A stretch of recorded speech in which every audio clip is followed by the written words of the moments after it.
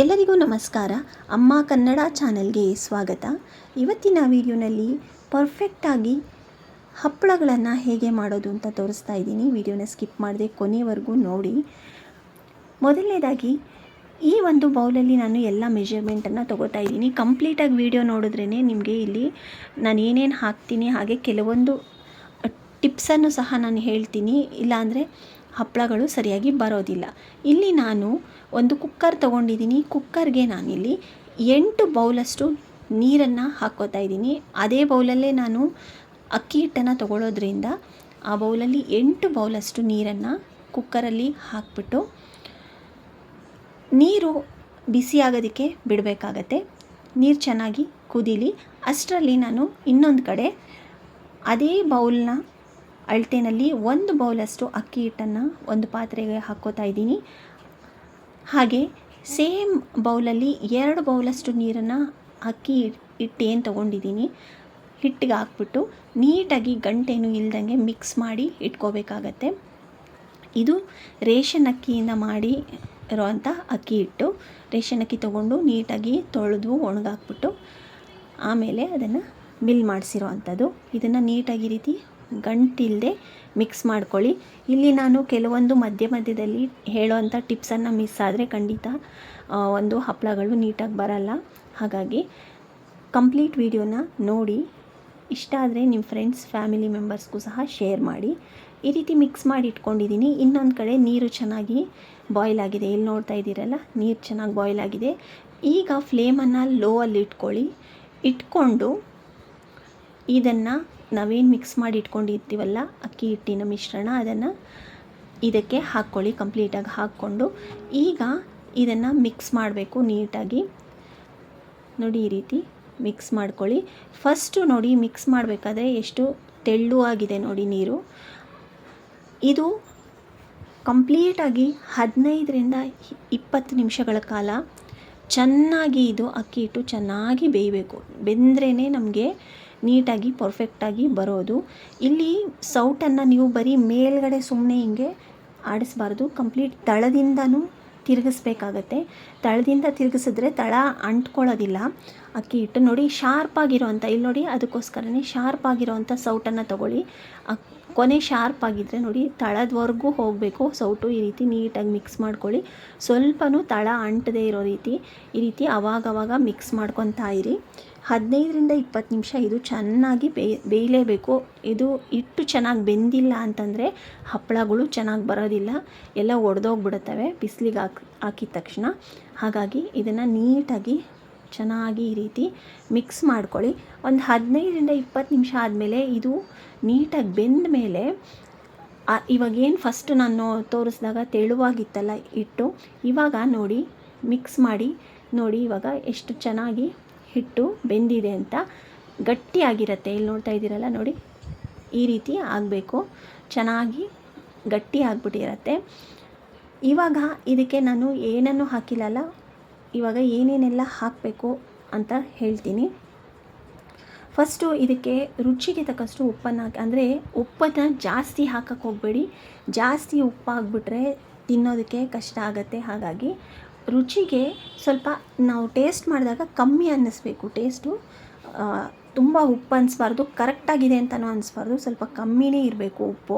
ಇಲ್ಲಿ ನೋಡಿ, ಇವಾಗ 15ರಿಂದ 20 ನಿಮಿಷ ಆಗಿದೆ. ಇಲ್ಲಿ ನೋಡಿ, ಹಿಂದ್ಗಡೆ ಸೌಟಲ್ಲಿ ಸ್ವಲ್ಪ ಬೆರಳಲ್ಲಿ ಹಿಂಗೆ ಮಾಡಿದ್ರೆ 2 ಕಡೆ ಸೇರಬಾರ್ದು. ಆವಾಗ ನಿಮಗೆ ಹಿಟ್ಟು ಕರೆಕ್ಟಾಗಿ ಬೆಂದಿದೆ ಅಂತ. ಇವಾಗ ನೋಡಿ, ಉಪ್ಪನ್ನು ಹಾಕ್ತಾಯಿದ್ದೀನಿ.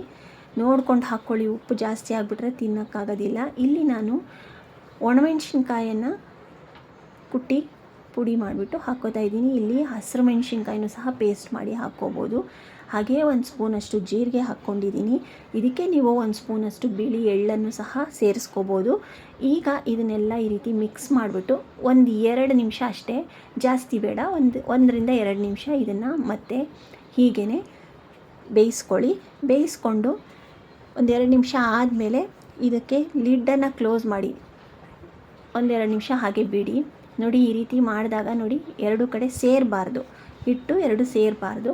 ಇವಾಗ ಇದು ಚೆನ್ನಾಗಿ ಬೆಂದಿದೆ ಅಲ್ಲ, ಇದನ್ನು ಕ್ಲೋಸ್ ಮಾಡಿ ಇಟ್ಟಿದ್ದೀನಿ. ಬಿಸಿ ಇರುವಾಗಲೇ ನಾವು ಇದನ್ನು ಹಾಕ್ಬಿಡ್ಬೇಕು. ತಣ್ಣಗಾಗ್ಬಿಟ್ರೆ ಇನ್ನೂ ಗಟ್ಟಿ ಆಗಿಬಿಡುತ್ತೆ, ಆವಾಗ ಚೆನ್ನಾಗಿ ಬರೋದಿಲ್ಲ. ಈ ರೀತಿ ಬಿಸಿ ಇರುವಾಗಲೇ ನಾವು ಹಪ್ಪಳಗಳನ್ನಾಗಿ ಹಾಕ್ಬಿಡ್ಬೇಕು. ನೋಡಿ, ನಾನಿವಾಗ ಇನ್ನೊಂದು ಬೌಲಿಗೆ ಇದನ್ನು ಹಾಕ್ಕೋತಾ ಇದ್ದೀನಿ. ಒಂದು ಕಾಟನ್ ಸೀರೆ ಅಥವಾ ಪಂಚೆ ಏನಾದ್ರೂ ಹಾಕಿ ನೆನೆಸ್ಬಿಟ್ಟು ಹಾಕಿ, ಅದಾದಮೇಲೆ ಈ ರೀತಿ ಹಿಟ್ಟನ್ನು ತುಂಬ ಸ್ಪ್ರೆಡ್ ಮಾಡೋಕ್ಕೆ ಹೋಗಬೇಡಿ. ಸ್ವಲ್ಪ ಸುಮ್ಮನೆ ಹಾಕ್ಬಿಟ್ಟು ಸ್ವಲ್ಪ ಸುಮ್ಮನೆ ಹರಡಬೇಕಷ್ಟೇ. ತುಂಬ ತೆಳುವಾಗಿ ಹಾಕ್ಬಿಟ್ರೆ ಬಿಡಿಸೋದಕ್ಕೆ ಕಷ್ಟ ಆಗುತ್ತೆ. ನೆಕ್ಸ್ಟ್ ನೋಡಿ, ಇಲ್ಲಿ ಒಂದಿನ ಇದು ನಾನು ಬಿಸಿಲಲ್ಲಿ ಒಣಗೋದಕ್ಕೆ ಇಟ್ಟಿದ್ದೆ. ಇವಾಗ ಇದನ್ನು ತೆಗಿಯೋದಕ್ಕೆ ಹೋದರೆ ಮುರಿದೋಗ್ಬಿಡುತ್ತೆ. ಹಾಗಾಗಿ ಇದನ್ನು ತೆಗಿಯೋದಕ್ಕೆ ಐಡಿಯಾ ಏನಪ್ಪ ಅಂತಂದರೆ, ಬಟ್ಟೆನ ಈ ರೀತಿ ಉಲ್ಟಾ ಮಾಡಿ, ನಾವೇನು ಹಪ್ಪಳ ಹಾಕಿದ್ವಲ್ಲ ಆ ಬಟ್ಟೆನ ಹಿಂಭಾಗಕ್ಕೆ ನೀರನ್ನು ಚಿಮ್ಕಿಸ್ಬೇಕು. ಈ ರೀತಿ ಚೆನ್ನಾಗಿ ನೀರನ್ನು ಈ ರೀತಿ ಚಿಮ್ಕಿಸ್ಬಿಟ್ಟು ನಿಧಾನಕ್ಕೆ ಒಂದೊಂದನ್ನೇ ತೆಗೆದ್ರೆ ಈಸಿಯಾಗಿ ಬಂದುಬಿಡುತ್ತೆ. ನೀವು ಹಾಗೆ ತೆಗಿಯೋಕ್ಕೆ ಹೋದರೆ ಖಂಡಿತ ಎಲ್ಲ ಮುರಿದೋಗ್ಬಿಡುತ್ತೆ. ಈ ರೀತಿ ನೀರನ್ನು ಚಿಮ್ಕಿಸ್ಕೊಂಡು ನಿಧಾನಕ್ಕೆ ತೆಗಿಬೇಕು ಒಂದೊಂದೇ. ಹಾಗೆ ಈ ಬಟ್ಟೆನ ನೋಡಿ, ಸ್ವಲ್ಪ ಆ ಕಡೆ ಈ ಕಡೆ ಹಿಂಗೆ ಇದು ಮಾಡಿದ್ರೂ ಸಹ ನೋಡಿ, ಲೂಸ್ ಮಾಡಿದ್ರೂ ಸಹ ಈಸಿಯಾಗಿ ಎದ್ಬಿಡುತ್ತೆ ಹಪ್ಪಳಗಳು. ನೋಡಿ ಈ ರೀತಿ ಹಾಗೆ ತೆಗಿಯೋಕ್ಕೆ ಹೋದರೆ ಮುರಿದೋಗ್ಬಿಡುತ್ತೆ. ಹಾಗೆ ತೆಗಿಯೋಕ್ಕೆ ಹೋಗಬೇಡಿ. ನಿಧಾನಕ್ಕೆ ನೀರನ್ನು ಹಿಂಭಾಗದಲ್ಲಿ ಚಿಮ್ಕಿಸ್ಬಿಟ್ಟು ತೆಗಿಬೇಕಾಗತ್ತೆ. ಆವಾಗ ನೀಟಾಗಿ ಹಪ್ಪಳಗಳು ಬರುತ್ತೆ.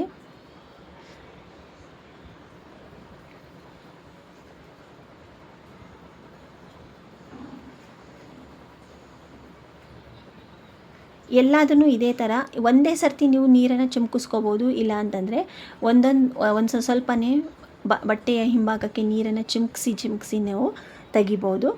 ತುಂಬ ಈಸಿಯಾಗಿ ಈ ಮೆಥಡನ್ನು ಮಾಡಿದ್ರೆ ತುಂಬ ಈಸಿಯಾಗಿ ಬರುತ್ತೆ. ನೀವು ಹಾಗೆ ತೆಗಿಯೋಕ್ಕೆ ಹೋದರೆ ಹಪ್ಪಳಗಳೆಲ್ಲ ಹಾಳಾಗೋಗುತ್ತೆ. ನೋಡಿ, ಈ ರೀತಿ ತೆಗೀರಿ, ನೀಟಾಗಿ ಬರುತ್ತೆ. ಸೊ ಇದೇ ರೀತಿ ನಾನು ಎಲ್ಲ ಹಪ್ಪಳಗಳನ್ನು ತೆಗೆದ್ಬಿಟ್ಟು ಇದನ್ನು ಉಲ್ಟಾ, ಇವಾಗ ನೀರು ಹಿಂಭಾಗಕ್ಕೆ ಹಾಕಿರೋದ್ರಿಂದ ಹಿಂಭಾಗದಲ್ಲಿ ಸ್ವಲ್ಪ ತೇವ ಇರುತ್ತೆ ಅಲ್ವಾ, ಹಾಗಾಗಿ ಇದು ಇನ್ನು ಒಂದಿನ ನೆಕ್ಸ್ಟ್ ಡೇನು ಒಂದಿನ ನಾನು ಬಿಸಿಲಲ್ಲಿ ಇದನ್ನು ಒಣಗಲಿಕ್ಕೆ ಇಟ್ಟಿದ್ದೀನಿ.